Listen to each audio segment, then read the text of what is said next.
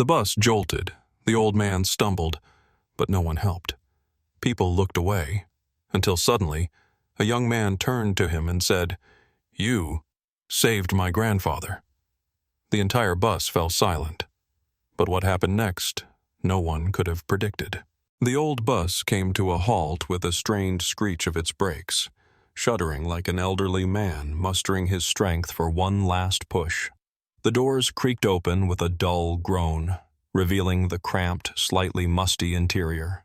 The hum of conversations, the impatient tapping of fingers on phone screens, the rhythmic clicking of heels against the floor. No one was expecting a new passenger. No one was paying attention. He appeared in the doorway slowly, almost solemnly, though he had no intention of making an entrance. A man in his 80s, perhaps older, stepped carefully across the threshold, gripping his wooden cane tightly. His face, deeply lined with wrinkles, bore the marks of time, but his eyes had not dimmed. In them burned that same unbroken strength, the kind that those around him had long stopped noticing. He moved with measured dignity, his posture as straight as the years allowed. His head was held high, but his walk carried the traces of old wounds. He did not complain, did not expect sympathy. He simply entered the bus, just as he had done hundreds of times before. And then, glances, quick, fleeting, skimmed over him, and immediately turned away. A young woman with headphones, without even looking up, instinctively turned up the volume, retreating further into her world.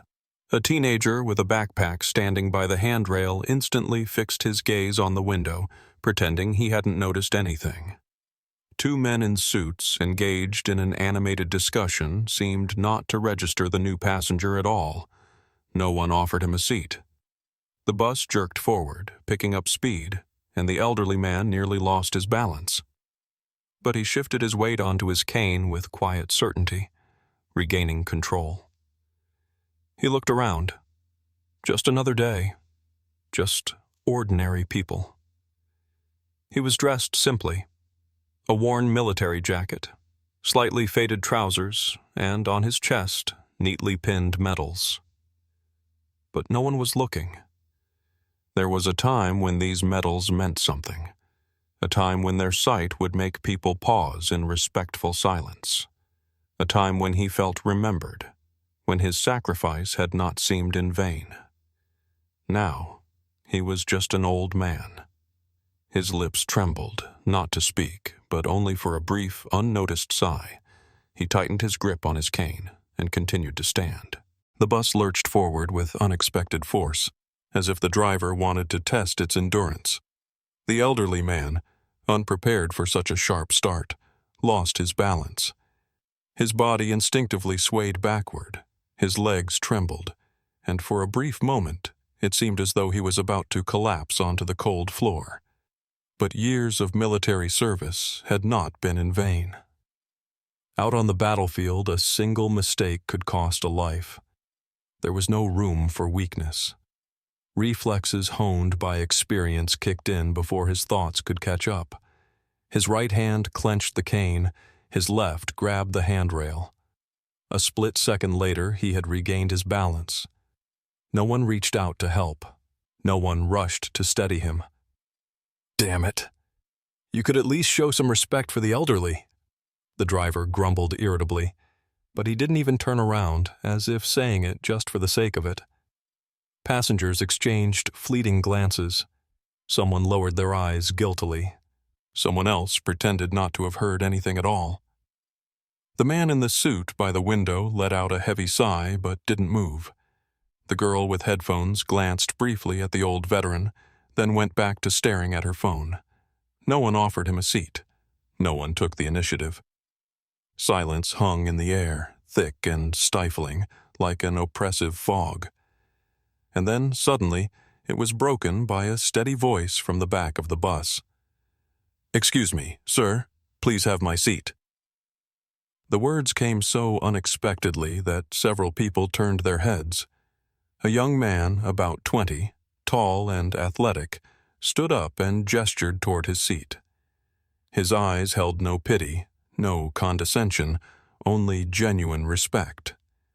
The elderly man looked at him, holding his gaze for a moment, as if assessing whether this young man truly understood whom he was offering his seat to.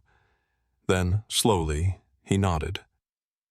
"Thank you, son," he said quietly as he sat down.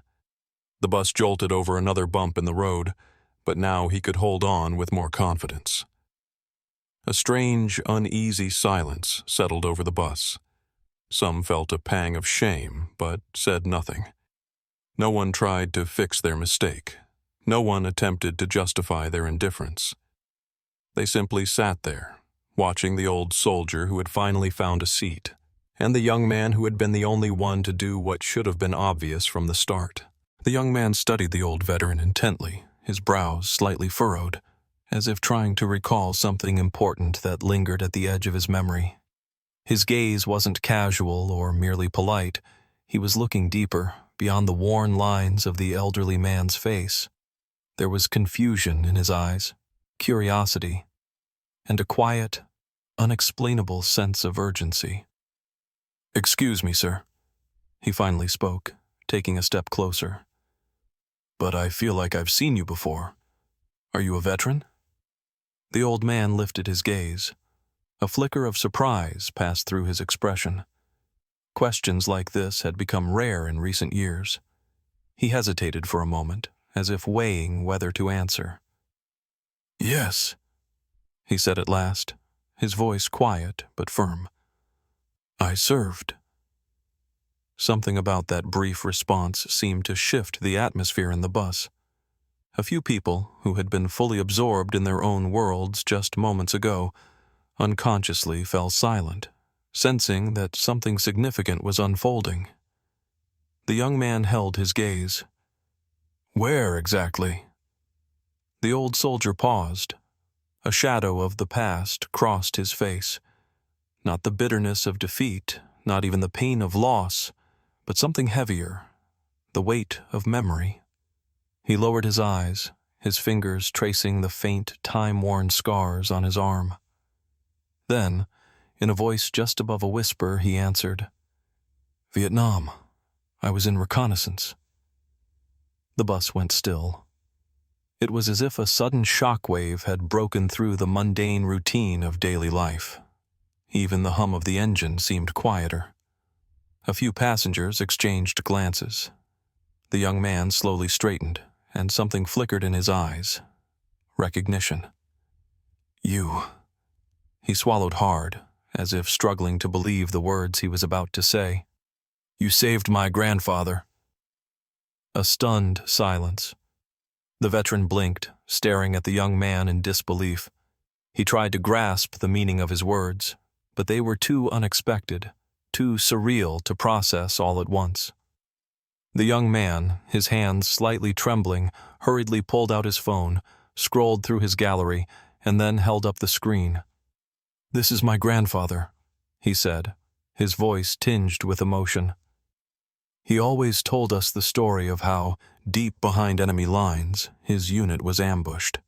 He was badly wounded, certain he wouldn't make it, but someone carried him out under heavy fire, risking their own life.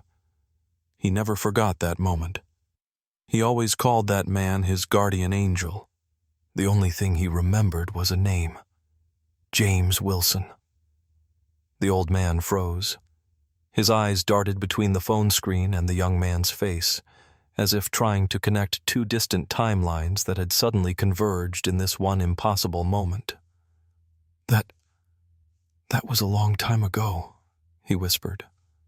His eyes widened slightly, and for just a second, they glistened with something raw, something unspoken. "But I remember him." And just like that, the air in the bus changed. The girl with headphones slowly removed them, turning her head toward the veteran.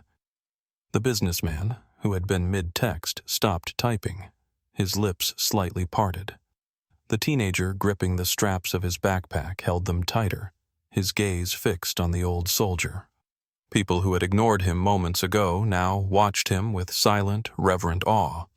He was no longer just an elderly passenger, unnoticed and forgotten. Now he was something more, a living testament to courage, to sacrifice, to a time too many had allowed to fade from memory. The passengers sat in silence, fully grasping the depth of the moment. The elderly man, whom no one had noticed just minutes ago, was not just an old man. He was a living legend, a person whose story was intertwined with the lives of those around him in this very bus. A slow, almost tangible wave of realization swept through the cabin. The first to move was the man in the suit. He slipped his phone into his pocket, took a deep breath as if gathering his thoughts, and then slowly, solemnly bowed his head. The woman beside him placed a hand over her heart, her lips trembling, eyes glistening with unshed tears. She didn't know this man, but right now, that didn't matter. "Thank you for your service, sir," a voice called out from the back of the bus. It was quiet, yet in the heavy silence, it rang like a bell. "Thank you," someone else murmured. "Thank you." One by one, people began to rise from their seats. Young and old, men and women, those who had been indifferent just moments ago now stood, showing their respect in their own way. Some simply stood in silence, others bowed their heads, a few placed a hand over their hearts. Even the teenager with the backpack, who had first looked away, now gazed at the old veteran with open admiration. Even the driver, who had earlier grumbled dismissively, stepped out of his cabin. He scratched the back of his head, glanced at the passengers, then turned to the veteran. His face flushed slightly with shame. He let out a loud breath, then gave a small nod, an unspoken acknowledgement of his mistake. The old soldier sat quietly, looking at these people. He said nothing, but gratitude shone in his eyes, deep, unspoken, beyond words. His eyelids trembled slightly, his gaze moistening, not from weakness but from something far more profound. He wasn't used to moments like this, but right now he didn't feel forgotten. The bus slowed as it approached the stop. The young man who had first offered his seat leaned forward and extended a hand, helping the veteran to his feet. Their eyes met. In them was understanding. They shook hands. "My grandfather always said he owed you his life," the young man said, looking the veteran directly in the eyes. "Now that debt passes to me." The old soldier gave a slight smile. There was something special in it, not just gratitude, but a warm, almost fatherly recognition. The bus doors closed. As the veteran walked slowly along the sidewalk, he heard the vehicle pull away. But inside, he had left behind more than just passengers. He had left behind people who, in just 10 minutes, had become a little better than they were before.